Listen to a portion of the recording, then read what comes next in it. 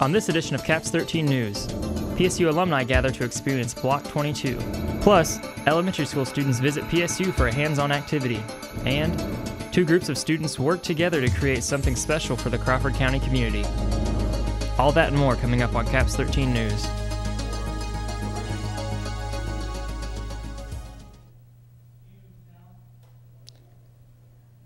Thanks for joining us for this edition of CAPS 13 News. I'm Zachary Hart. And I'm Zane Hall.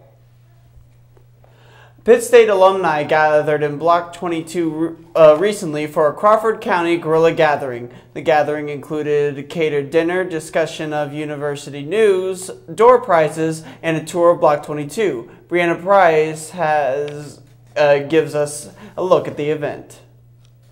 The Pitt State Alumni and Constituent Relations Office held a Crawford County guerrilla gathering Tuesday, February 26 at Block 22.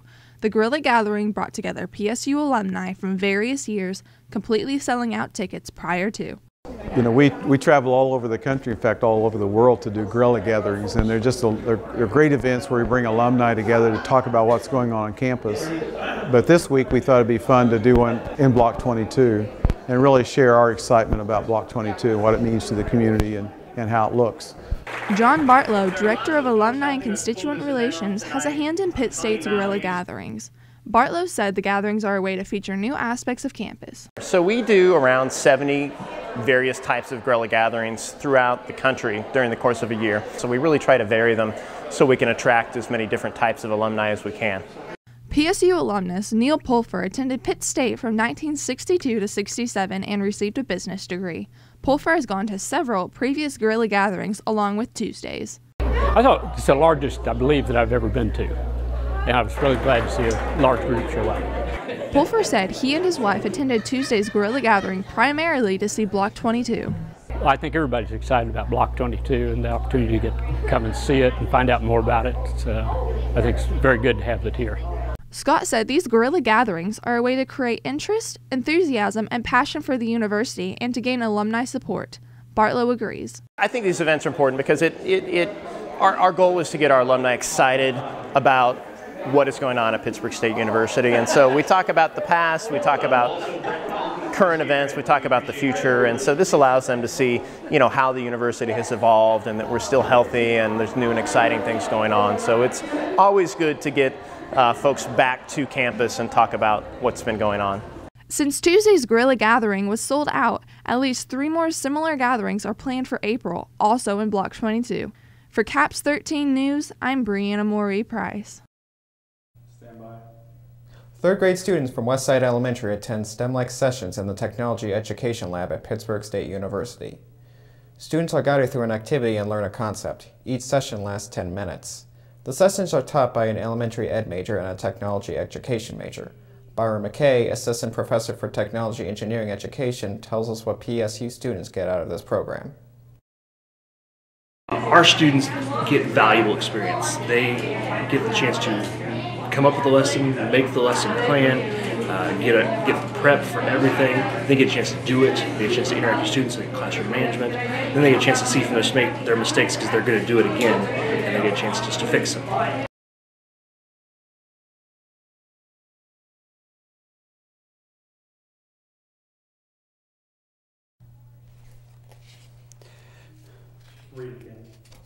March 5th and 7th are the last days that third grade students will come to campus to take part in these activities.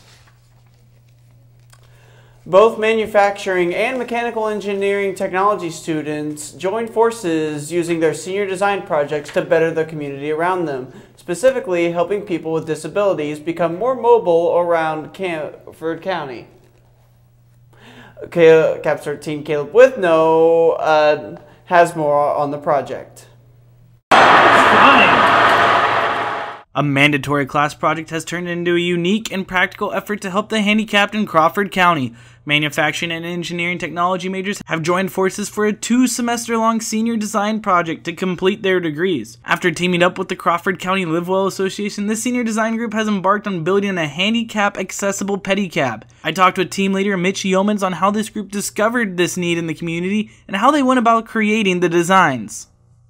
Yeah, they had the idea of buying themselves a pedicab, and one of their chair members is also an instructor at the HHPR department. She knew that there were projects being done by seniors in mechanical and manufacturing, so she pitched the idea of, hey, why don't we just ask one of the senior groups to do this for us? They pretty much said, if it has wheels and someone can get a ride out of it and it can help people in our community, then it's great. It's what they want. With the freedom given to them by the Livewell Association, the group led by Mitch Yeomans came up with most of the designs and concepts that have taken shape by themselves. Despite being the team leader, Yeomans is hesitant to take credit, saying that his job is nothing more important than any other position in the group. As team leader, it hasn't been much different from everybody else. Just kind of keeping everybody else accountable for what they're doing and what they've done, making sure that no one's making any changes on the design without talking to anybody else. Yeomans also explained to us that the big picture designs and concepts have not been the hardest part of this project. However, it's actually been the specific details that can be easily overlooked and forgotten. Just learning about every single thing that goes into designing something like this. There's just so many little details that you have to keep in mind, and is almost overloading at some points, so you kind of got to just take it as you can, process as you can. We also talked to Senior Mechanical Engineering Technology Major Josh Allstat, as he agreed that the biggest challenge has been all the little details that come to fruition in the manufacturing step. We don't really think about how things are going to be manufactured, and the first week of this semester we changed a lot of things because we realized that the things we wanted to do weren't exactly possible, but they were close.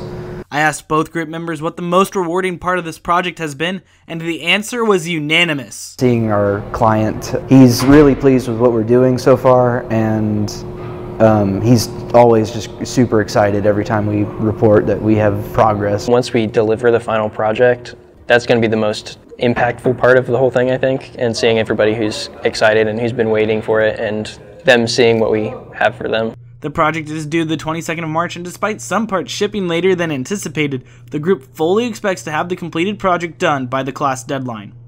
Through the actions of these students, class and community have come together in the Kansas Technology Center. Reporting for CAPS 13 News, I'm Caleb Withno. The Pedicab project is fully funded, with half of its funds coming from CryoRod and supporting donations, and the other half is from governmental grants given to the seniors.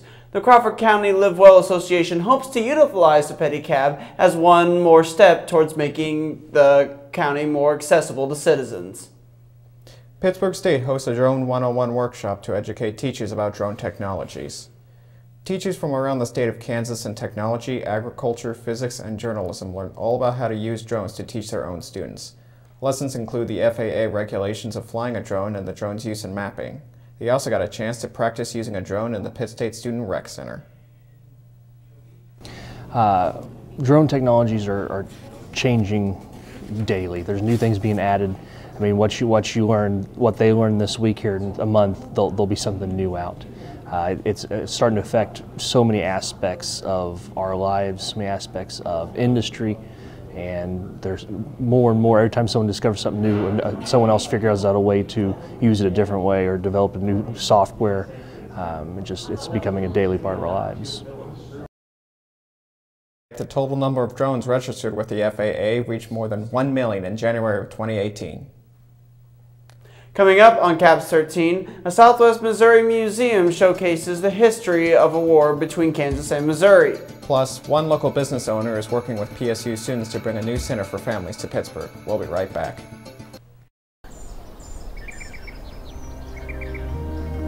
I'm always the first one up. I'm always up for a challenge.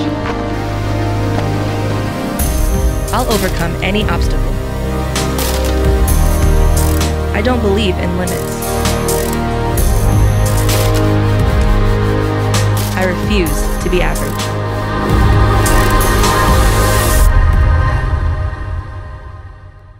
Hey Guerrilla Nation, this is Stu Height, Chief of Police here at Pittsburg State.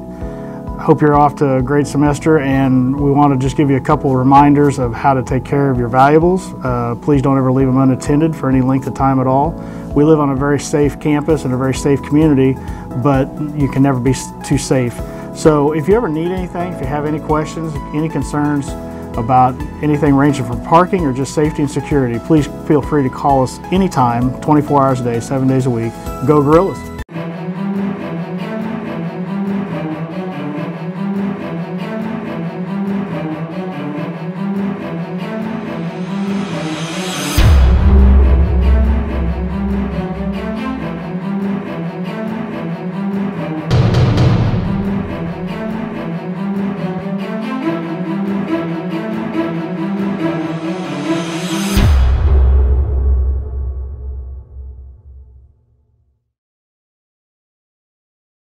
The skills you can develop in the Army National Guard can give you an edge in the high-tech job market of tomorrow. The Guard offers career training to take advantage of your interests in science, technology, engineering, and mathematics. Gain practical experience with emerging technology and equipment that you can transfer to an exciting new field. Get a head start on your career while serving part-time and earning money to pay for college. Visit NationalGuard.com to learn about all of the STEM career opportunities available to you in the Army National Guard.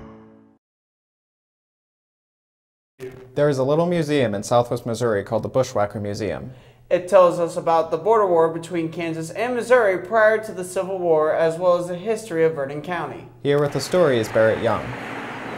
In the lower level of the Nevada Library, you will find the Bushwhacker Museum.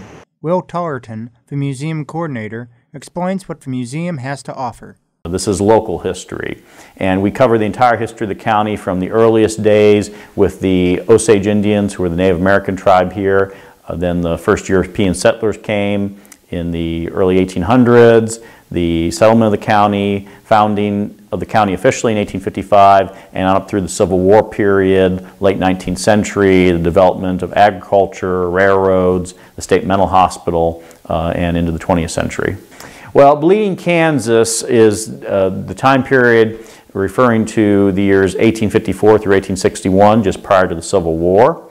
And it was a time when there was a big struggle in the United States, and specifically in Kansas, over whether the state of Kansas would enter the Union as a slave state or a free state. There were Northerners moving in who wanted to be a free state, and Southerners, especially Missourians, who wanted to be a slave state. And fighting eventually broke out, and several dozen people were killed over the next several years in battles and skirmishes between the opposing sides. The Bushwhackers were the pro-Southern Confederate Allied guerrillas during the Civil War. Once the Civil War gets started in 1861, they were sympathetic with the South, and they fought against the Union soldiers and Union sympathizers in Kansas and Missouri. The Bushwhacker term predates the Civil War, and it had a pretty negative connotation, meaning basically, a highwayman, someone who, jumped out of the bush and robbed people or shot them or killed them along the road as they traveled. This museum focuses on local history. There are national themes that are going to be recognized, such as the Civil War or Native American experience, but every place has its own story, and it's unique. And you're going to hear stories here about individuals and events that you're not going to read about in history books, probably not going to see on the History Channel. It's going to be a very, very local specific, really bring the stories to life of the people who lived here centuries ago. And you might be surprised about the history that took place in your own backyard. Although many of the Bushwhackers and Kansas Jayhawkers became regular soldiers, some continued as guerrilla fighters throughout the Civil War so that they could remain close to home. The Civil War left its mark in Missouri and Kansas and still is remembered today. For CAPS 13 News, I'm Barrett Young. For your understanding of the border war, visit the Bushwhacker Museum in Nevada. For more information, check out their website at bushwhacker.org. A new Family Fun Center will be coming to Pittsburgh thanks to students here at PSU. Businessman Larry Fields purchased the Pitcraft Printing Warehouse on North Locust Street with the purpose of turning it into a new place for families to have fun. PSU interior design students are working with Fields to figure out the best way to transform the warehouse into an activity center for families. Plans for the building include a climbing wall, kitchen, indoor trampolines, and 2 escape rooms. I approached the interior design group because I knew Denise Bertensino, who's a professor there. I know some of the work that the students have done. I've seen the Signet Coffee work that they had done. And I had some familiarity with how, some of their work and stuff. And they really do a nice job. I tell you, they're about as good. Really, they have better ideas, far better than I have on current things that are going on. They're young, they're vibrant, they do a good job, and they really did a nice job. Fields previously renovated a former train depot in the Frisco Event Center. He says with the abundance of dance halls and bars in Pittsburgh, he felt that what the city needed was a spot for families. Coming up on Cast 13, how much longer will the winter weather be sticking around? Vanessa Tapia will have the latest in weather after the break. We'll be right back.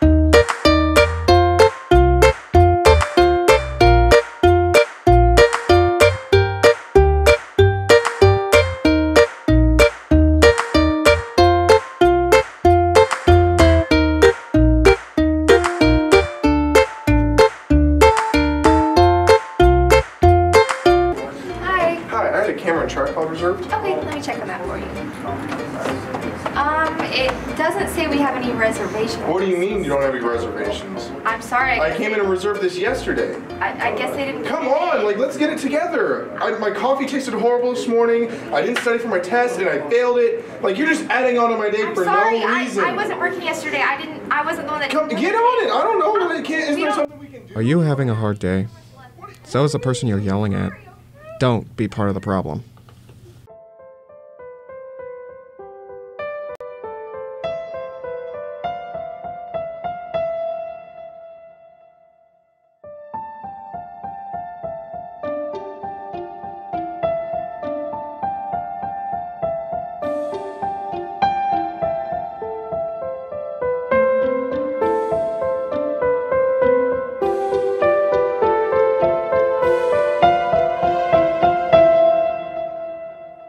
Vision loss is not something that you feel until it happens. Most people lose their vision from diseases like macular degeneration and glaucoma, not at birth. 3 million Americans have glaucoma, and half don't even know it. 11 million people in the United States have macular degeneration. So many eye disorders can be treated if caught early.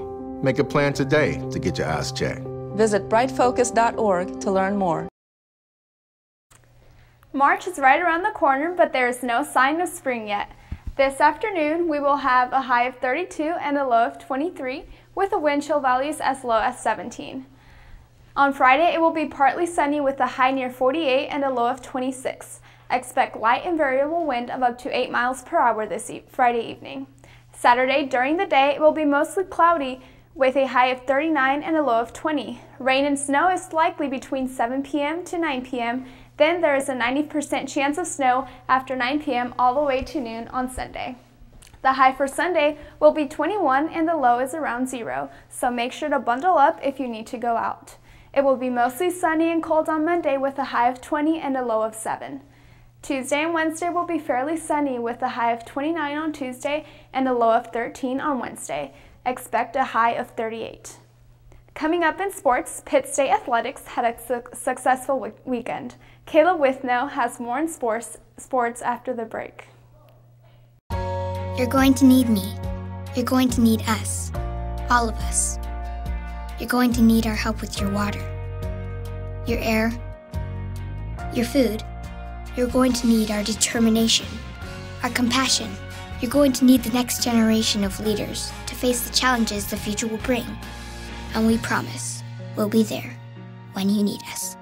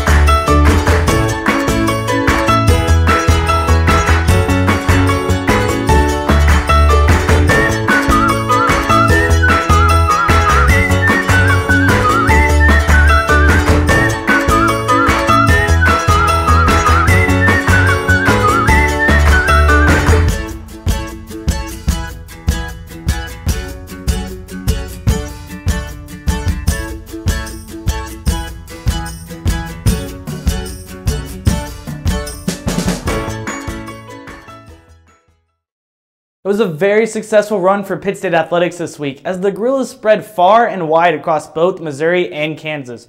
In Missouri, it was the PSU indoor track and field teams competing for a conference championship in Marysville on the campus of Northwest Missouri State, while in Emporia, the men's and women's basketball teams faced the in-state rival Hornets. The baseball and softball teams also played, but not in the same state. PSU baseball hosted their MIAA home opener at Al Ortolani Field against the Bearcats of Southwest Baptist, while the softball team played a twin bill in St. Charles, Missouri against the Tritons of the University of Missouri St. Louis.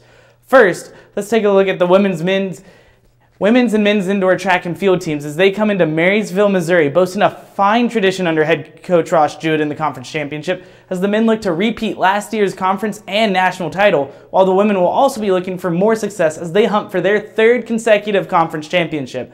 The championships lasted through a 3-day span from Friday to Sunday, and the MIAA teams needed every last competition to decide a winner. Well, it's official. The Gorilla women's indoor track and field team secured the conference championship three-peat with the 113-point outing for the PSU women. The team did not come by this championship without a fight, as they barely edged the second-place Lincoln Blue Tigers by a single point, as the remarkable tradition for the Gorilla indoor squad continues to grow as they now boast 7 conference championships all-time in school history. The men did not have as rewarding of a day after they failed to protect last year's title. However, the Pittsburg State men's indoor track team did reach the podium as they finished third underneath Northwest Missouri and Central Missouri with 89 team points. Both squads fared well in the overall team points, so now let's look at some of the notable individual performances. Despite no women Gorilla earning an individual MIAA crown, there were still notable results for the PSU women. Senior Jordan Pivogel grabbed all MIAA honors after reaching a podium-worthy third-place finish in the mile, while Jenna Black placed 4th overall in the shot put. Individually, the men had more success as Luis Rollins showed his versatility, grabbing an MIAA title in the 60-meter hurdles while also jumping to a 3rd-place finish in the long jump. Kai Miller bolstered his strong season in pole vault as he finished as a runner-up with the 2nd-place finish. With the regular season coming to a close, the track athletes' final chance to qualify for nationals has ended, with 9 Gorillas earning one last meet in the Robert W. Plastier Center next weekend for the Division II Indoor National Championships. Now let's switch gears to the teams that are preparing for their conference championships as we head to Emporia, Kansas to take a look at the Pitt State women's basketball team, who are looking to avenge the result of their last matchup against ESU as the Hornets stole one from the Gorillas in Pittsburg in their last meeting, a result the Gorillas would be sure to remember heading into this matchup. And it would be the Gorillas who would be returning the favor back to Emporia State, as the Gorillas would sting the Hornets by 6 points with an 82-76 victory on the road in Emporia. The Gorillas' effort was fueled by almost completely by 2 single scores as Kaylee DeMitz and Maya Williams went off on the Hornets. Kaylee DeMitz scored a career-high 22 points as the freshman from Preston, Missouri also tallied 7 rebounds and 6 assists and 5 steals. While the freshman DeMitz was going off, sophomore Maya Williams was right behind with 21 points of her own, coming just 1 rebound short from the double-double. This brings PSU to be tied for 5th with the Hornets in the MIAA standings as the women play their next game tonight at 5:30 in Nebraska as they play the Lopers of Nebraska Kearney. Now let's keep it in Emporia for the nightcap of last Thursday's matchup as the Pitt State men's team played Emporia State. Both teams came in struggling, but it is hard to imagine a team in the MIAA more desperate for a win than the Pittsburg State Gorillas. The Gorillas enter this game with a 7-game losing streak, stemming all the way back to January 23rd, where they won against the same Hornet squad that they prepared to face. And you can let out a sigh of relief, Gorilla fans. The streak is over. It's done. The PSU squad has won their first basketball game in over a month after they absolutely throttled the Hornets to take the final 96-66 scoreline over Emporia State. Donovan Franklin deserves as much credit as you can give one player for stopping this streak, as he was an absolute wrecking ball against the Hornet defense, racking up 27 points and snatching 6 rebounds. Grant Lazoya logged a quiet 17-point game under the shadow of Donovan Franklin's monster performance.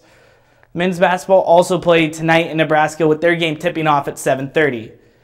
Now let's take you to the Diamond as it was the MIAA opening series for the Gorillas, where they hosted the Bearcats of Southwest Baptist in Al Ortolani Field. Gorillas would manage to take their first series of the MIAA season as they snatched 2 out of the 3 games from SBU. After the Gorillas and Bearcats split Friday and Saturday's games, they left the series up to a Sunday rubber match. And it was the Gorillas propelling a big 3rd inning to victory. Pitt State scored a total of 6 runs in the 3rd inning alone. Pittsburg State matched their 6-run third with a stellar pitching outing as Brendan Stanek pitched 6.1 innings, giving up 10 hits and 3 earned runs. The Gorillas continued to score after their explosion in the third through Alex Ackerman's 2 doubles as he went 2 for 4 with 2 RBIs on the day.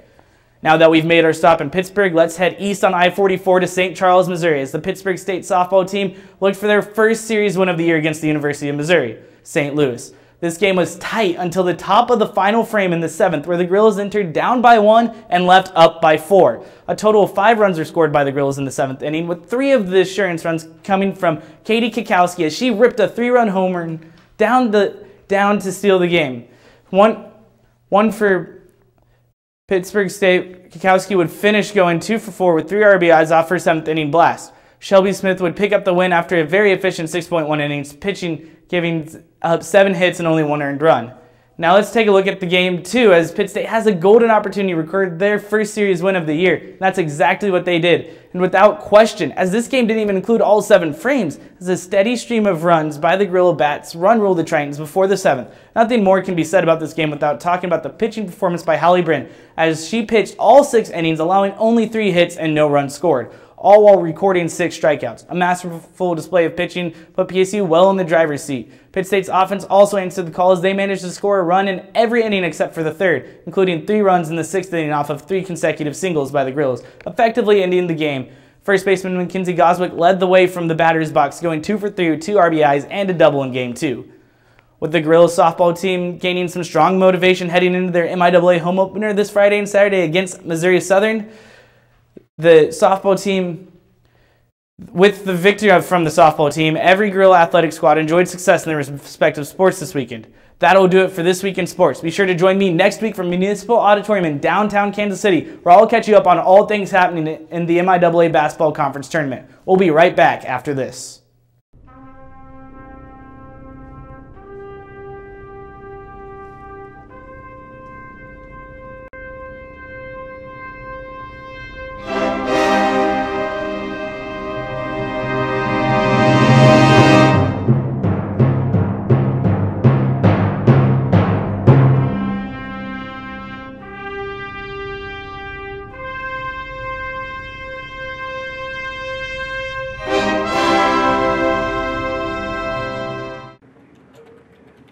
Caps 13 Sports works tirelessly to bring Gorilla athletics to your living room. But when the university heads heard about the lice epidemic spreading into the area, they elected to bring in an expert. Good luck, man. Oh, hey, what's up, Doc?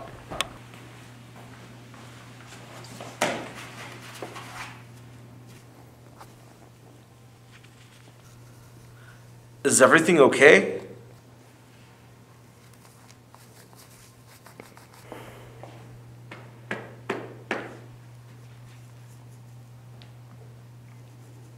I've got a lot of things on my mind. Some things might make you laugh, some things might make you cry, some things might even compromise national security. Why is the internet so obsessed with cats? Hashtag dogs are better. Sorry, but it's true. I can't wait for my trip to Vegas this week, and hashtag Friday can't get here fast enough. Have a nice trip. I hate my job. My boss is such a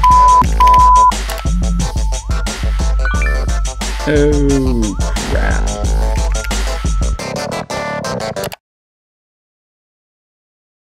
Resident cinema guru Zane joins us with 2 movies this week. So Zane, how are the movies? This week we have 3 movies, Fighting with My Family, Run the Race, and How to Train Your Dragon. Fighting with My Family, rated PG-13, directed by Stephen Merchant, is based on a true story of how siblings in a wrestling family get a shot at wrestling in the WWE. The story mainly follows Paige, played by Florence Pugh, while she tries to fit into American wrestling atmosphere. Fighting with My Family is a great family film. I went to the theater expecting excellent wrestling choreography action and light-hearted family drama. The wrestling scenes in the movie were fantastic, but there were only few and far between. The The family drama was heavy in this film. The picture will hit home with most people who have family issues. Overall, the movie was great and had a good story, interesting characters, and was really satisfying in terms of conflict resolution. Rotten Tomatoes gave it a 91%, IGN gave it a 7.8, fan reviews gave it an 88%, and I think it was a solid 8 out of 10. Next movie, Run the Race, rated P. How to Train Your Dragon 3. Run the Race, directed by Chris Dowling, is about a pair of brothers trying to figure out life after their mom died and their dad left while they were still in high school. This is a Christian-based film, but it's a lot different than most. Run the Race focuses more on the evolution from cynic to believer as opposed to the actual message of the story. This would have been a genius approach if the main character didn't fall flat a majority of the time. There was hardly any background music except for during major plot points in the movie. Finally, the story seemed to not have enough motion for the amount of moving parts it had. This was done on purpose to show life is boring. That doesn't make God less important. The film had a lot of good ideas and elements, but they weren't well executed. Rotten Tomatoes gave it a 38%, fan reviews gave it an 88%, and I think it's a 6 out of 10. Now for my final movie, How to Train Your Dragon, rated PG, directed by Ding DeBoy. Brings us How to Train Your Dragon trilogy to a fantastic close. Hiccup, voiced by Jay Burchell, as an overcrowding problem of having too many dragons at Burke. There is also a threat that is coming for Toothless in the form of a hunter named Grimmel, voiced by F. Murray Abram. As chief, Hiccup has to find a way to keep both his people and his dragon safe. How to Train Your Dragon 3 is a wonderful, fantastic movie. If you have watched the first two movies, the third is a must-see. I do recommend that you see the first two movies first before you see the third, because the characters go through a lot of development in the prior movies that is not shown in the finale. It's a good standalone movie, but it's phenomenal in context of its series. The story was so much fun, the jokes were funny, the plot was always moving, and the conclusion was epic. If the trilogy was a sentence, it ended with an exclamation point. Rotten Tomatoes gave it a 91%, IGN gave it a 9.0 out of 10, fan reviews gave it an 89%, and I gave it a 9 out of 10. The reviews speak for themselves. You should definitely catch this movie while it's in theaters. That does it for this week's edition of Caps 13 News. Also, visit us on Facebook at Caps 13 Pittsburg State University. Stay tuned to Caps 13 for more great programming.